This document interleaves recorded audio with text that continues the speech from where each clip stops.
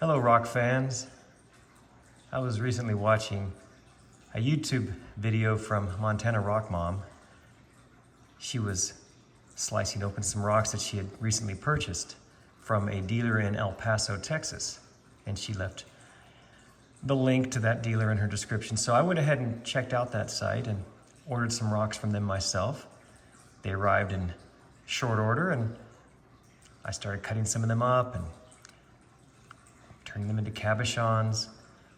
But one of the pieces I got in a group of 5 pounds of lace agate was this chunk right here. So this is a chunk of Mexican lace agate, very raw, rough piece. And I'm trying to figure out what to do with it. It's really too narrow to slice into slabs. I could break it up and tumble it, but I've got plenty of Mexican lace tumble pieces. I've got a batch going now that's turning out great. Hopefully I'll be finishing that soon and I'll show you guys what that looks like. But this piece, what am I going to do with this piece? So then I thought, well, I could maybe cut this so that it will stand up at a certain angle, and then perhaps cut this face here and polish it so that I could just set this on a stand or just set it on a surface and have a beautifully polished face. It's a little narrow, so I must be careful if I do that. You see, it kind of goes in fairly deep right there. So the cut is going to have to be pretty deep, leaving it fairly thin. But I believe that it will show all of these fortification lines that these are made of inside here. So I think I'll try that. It's a long weekend. It's the 4th of July weekend. It's Saturday morning. So I'll get this on the saw, cut that, and then I'll probably use the flat lap. I was going to say maybe use the vibratory lap, but I'll probably use the flat lap and then polish this face. Here's a close-up. You can see how raw this rock is. How it looks like the banding is not quite even solidified together. If you look here, you can sort of see it's the ridges, the individual ridges. I'm hoping that is just here at the very outside, and that once I cut into it, it will all be a nice smooth surface that I can polish. But here on the outside, it's very rough. This will be interesting to cut and to see. So I'll take this back side off first. And I'll slice that to make it flat, and that will give me some idea of what it looks like on the inside before I move on to cutting this face down here.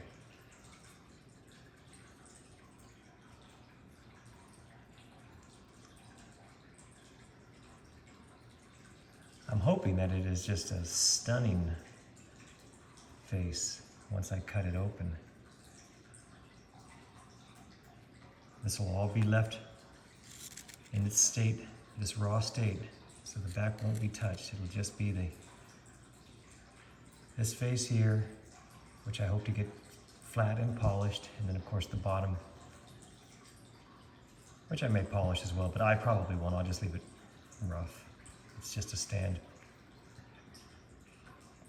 Let's get started on that. Let's get it on the saw and see if my plan works.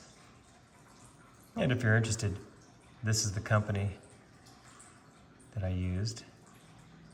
Thanks to Montana Rock Mom. She turned me on to this company. It was a really quick service, and they have an interesting selection of rocks imported from Mexico, right over the border.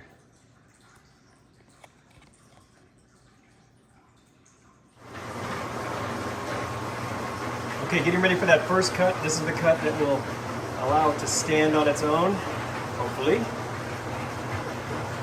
It's the angle I've chosen. See how I do there. Forgive the mess.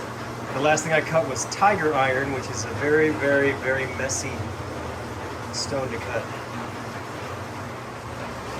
All right, the first cut is done. Let's see how it looks.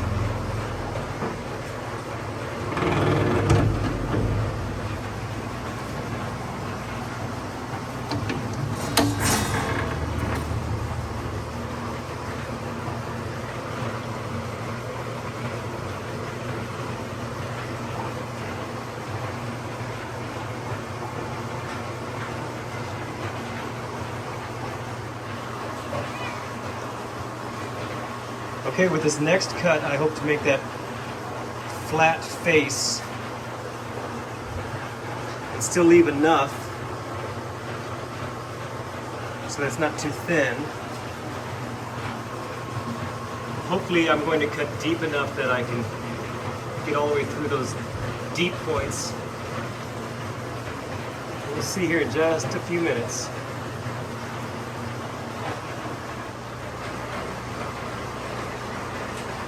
Okay, let's see how it looks.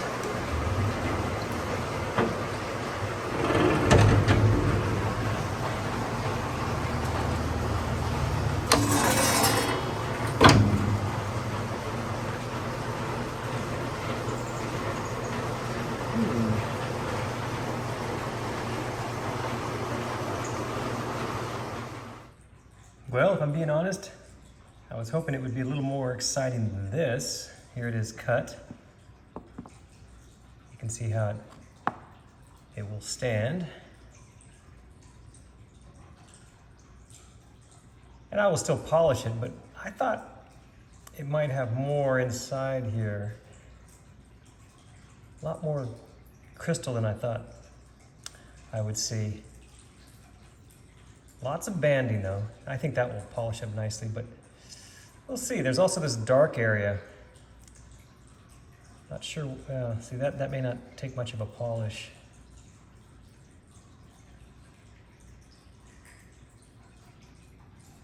We'll see. I'll still polish it on the flat lap.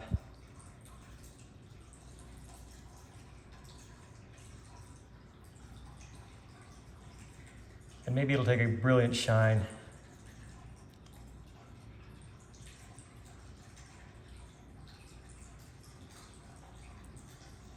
It is smooth. Well, I say that, but now I look, it's not actually smooth. You see, it still has ridges in here. Those are actual ridges. Well, we'll see how it turns out. I'll go ahead and get it polished up and let you watch those steps. That little crystal vein there is kind of cool now that I think about it. Yeah, maybe this won't be so bad. We'll see. Okay, let's have the first disc. This is the coarse disc. Goes on like so, magnetically attached.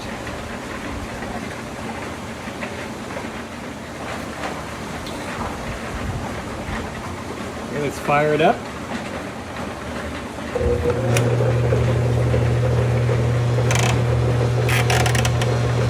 A little water. Whoa! A little bit of water, I said.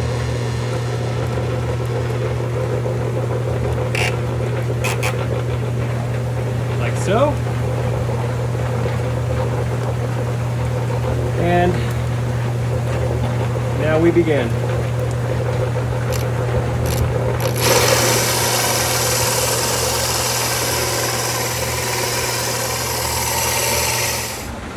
Okay, time to change out the coarse disc. We put on the medium disc.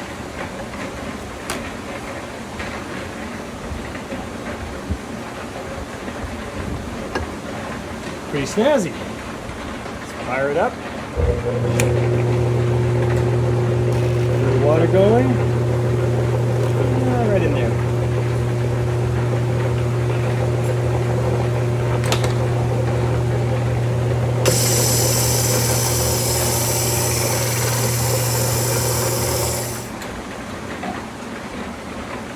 Okay, time to change from the medium disc, which, by the way, according to Covington, the coarse one is probably around 80. This medium one is around 220 grit. And the fine, right here, is around 600 grit. Let's fire it up. Add some water.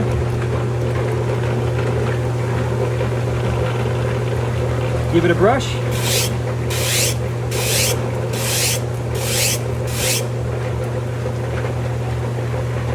And let's get started.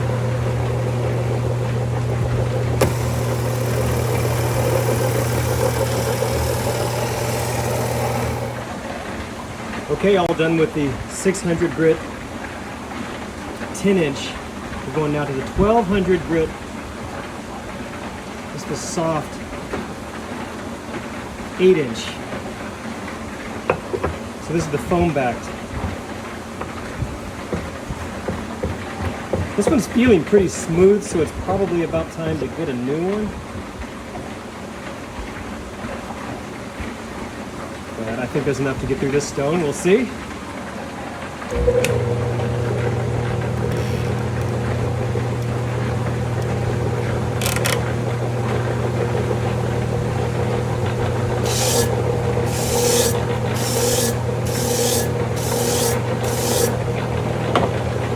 All right, here we go.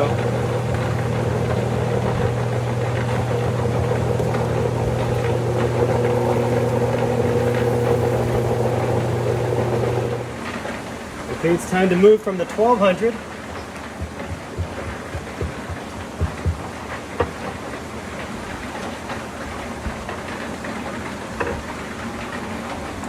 to the 6 micron, which is 3000.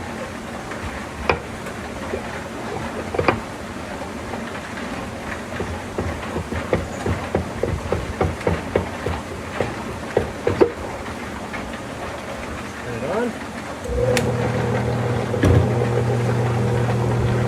Water going.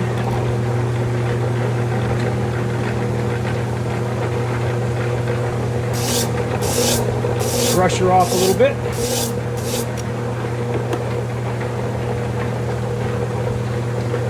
And start again.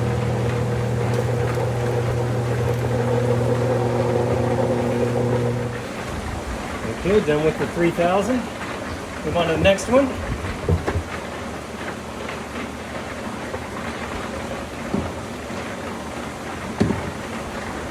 The 1 micron 14,000 grit.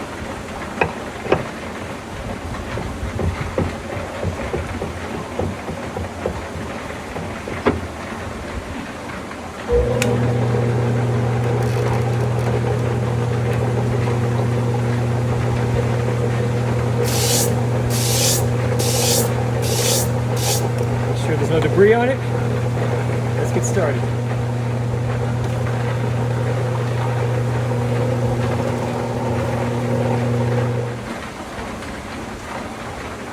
Done with the 14,000.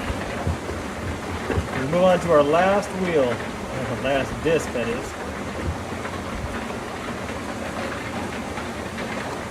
I just want to call these wheels. So this is the 1/2 micron, 50,000 grit, soft disc. It's not a wheel, it's a disc.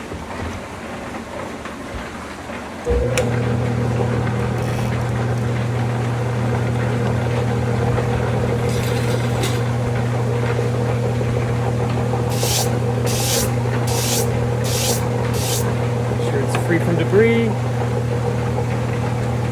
and get started.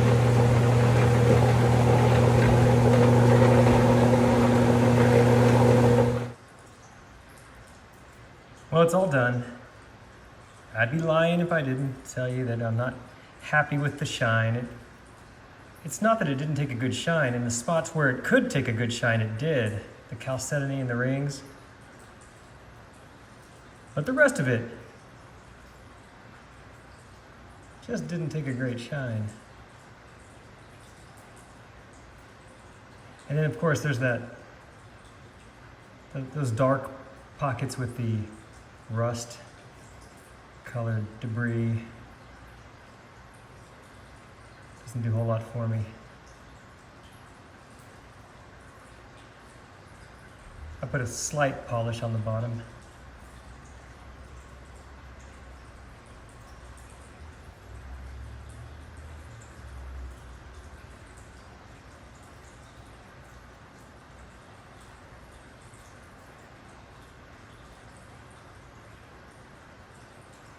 I guess not terrible though. So you can see along those rings it did quite nicely. But overall it's just not super attractive. Well, it was a fun project for the day. Now I have to find something else to work on. The good news is I did have a chance to run by the rock shop and pick up some more stuff to tumble, so you'll be seeing that soon. I'm going to have one that's just a variety of different jaspers. So there's the final product. Now I need to go figure out where I'm going to put it. I like it here on my kitchen counter next to my dinosaur bone.